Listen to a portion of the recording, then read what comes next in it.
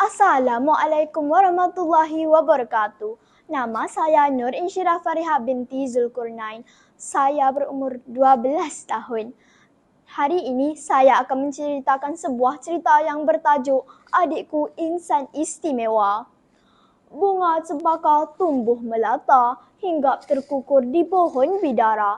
Assalamualaikum, mulanya kata. Saya hulurkan pembuka bicara.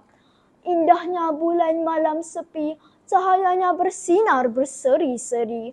Adikku insan istimewa, tajuk diberi, dengarlah semua ceritaku ini.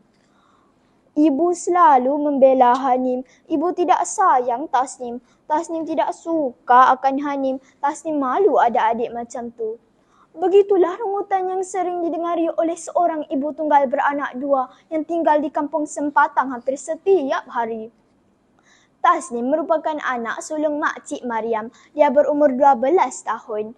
Dia sering merungut dengan mengatakan bahawa ibunya lebih menyayangi adiknya Hanim daripada dirinya sendiri.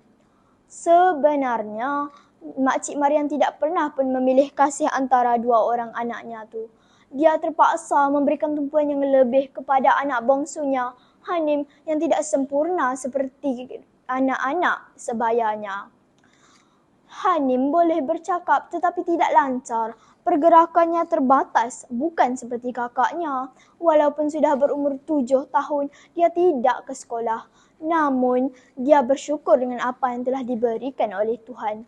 Dia juga tahu bahawa kakaknya tidak suka akan dirinya yang cacat dan malu untuk bermain bersama-sama. Kawan-kawan, Hanim suka melukis.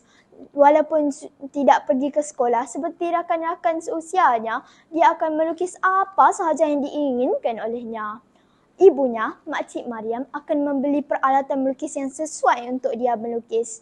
Dia sangat berterima kasih dengan ibunya yang memahami dirinya. Inilah yang menyebabkan Tasnim berasa iri hati dengan Hanim. Dia tidak suka jika ibunya memanja-manjakan adiknya itu. Dia akan memarahi ibunya kerana membeli apa sahaja yang diinginkan oleh adiknya. Benci sekali dia dengan adiknya itu. Dia tidak suka apa pun yang dilakukan olehnya. Pada satu hari, Tasnim melihat adiknya sedang melukis sambil menyanyi kecil. Namun sebutan dia tidak lancar, tetapi dia masih riang. Tiba-tiba, Tasnim merampas lukisan yang dibuat oleh adiknya. Dia mencebikkan bibirnya setelah melihat lukisan itu.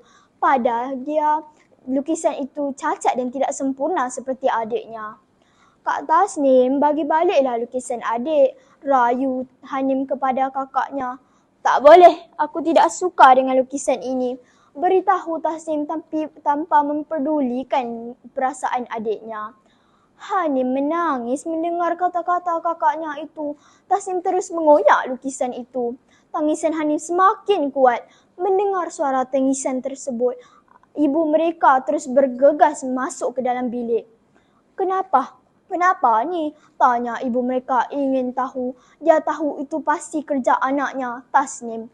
Tasnim yang tidak berdiri jauh dari adiknya tersenyum melihat adiknya yang menangis itu. Dia berasa gembira dapat membuat adiknya menangis.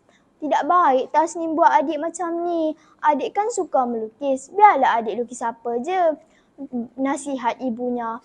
Mendengar kata-kata ibu mereka, Tasnim terus keluar. Dia memang tidak suka duduk di rumah. Dia lebih rela bermain bersama-sama dengan kawannya daripada adiknya sendiri. Tasnim mahu ke mana? Tanya ibunya. Namun Tasnim tidak menjawab. Dia terus berlalu meninggalkan ibunya dan adiknya yang masih menangis. Ibunya menggeleng-gelengkan kepala melihat sikap anaknya itu. Pada masa yang sama, Hanim bertanya-tanya di dalam hati, mengapakah kakaknya benar-benar tidak menyukainya? Adakah kerana dia tidak sempurna seperti kanak-kanak lain? Tidak ku minta lahir ke dunia, tidak ku duga cacat begini. Tidak ku minta kasih dan sayang, bukan ku rayu bantu simpati. Ibunya terus memujuk Hanim dengan memberitahukan bahawa kakaknya bukan membencinya tetapi menyayangi dirinya itu. Sampai saja di rumah kawannya, Diana, Tasnim bermain congkak seperti biasa dengan hati yang gembira. Walaupun begitu, suara tangisan adiknya masih terngiang-ngiang di telinganya. Dia tahu adiknya tidak bersalah, entah kenapalah dia benci sangat dengan dia itu. Mereka terus berbual sambil bermain congkak. Tasnim telah kalah dalam perlawanan tersebut. Dia pulang ke rumah dengan hati yang tidak gembira. Dia berasa bahawa kekalahannya itu adalah sebab adiknya yang cacat itu. Marah sekali dia dengan adiknya itu. Kawan-kawan, ketika Tasnim sampai di rumah, dia mendengar suara tangisan ibunya. Dia pun bergegas mendapatkan ibunya itu untuk mengetahui kenapa ibunya menangis. Belum pernah ibunya menangis seperti itu. Tasnim berasa takut dan pada masa yang sama ingin mengetahui apa yang telah terjadi. "Kenapa ibu menangis?" tanya Tasnim sebaik melihat wajah ibunya itu. Di sebelah ibunya, kelihatan adiknya seperti tidak sedar diri dengan buih-buih putih di dalam mulutnya. Terkejut Tasnim melihat apa yang telah berlaku. Baru kali pertama dia berasa cemas dengan apa yang telah berlaku kepada adiknya. Hanim telah dibawa ke hospital oleh jiran mereka. Dia diserang oleh penyakit sawan. Sedih Tasnim melihat keadaan adiknya yang tidak bermaya itu. Timbul kesedaran di dalam hatinya dengan apa yang telah dilakukan kepada adiknya selama ini. Dia juga seperti berasa kehilangan adiknya sepanjang dalam masa dia dirawat di hospital. Sejak peristiwa tersebut, Tasnim tidak lagi benci dengan adiknya, Hanim. Dia memohon maaf kepada ibunya dan adiknya. Hanim juga semakin gembira kerana kakaknya tidak lagi bencikannya. Hubungan keluarga mereka semakin erat. Ya kawan-kawan, oleh itu kita mestilah menyayangi dan menghormati keluarga kita. Kita juga haruslah bersyukur dengan apa yang telah dianugerahkan oleh Tuhan. Dan kita mestilah mengambil berat akan keluarga kita. Sekian, terima kasih.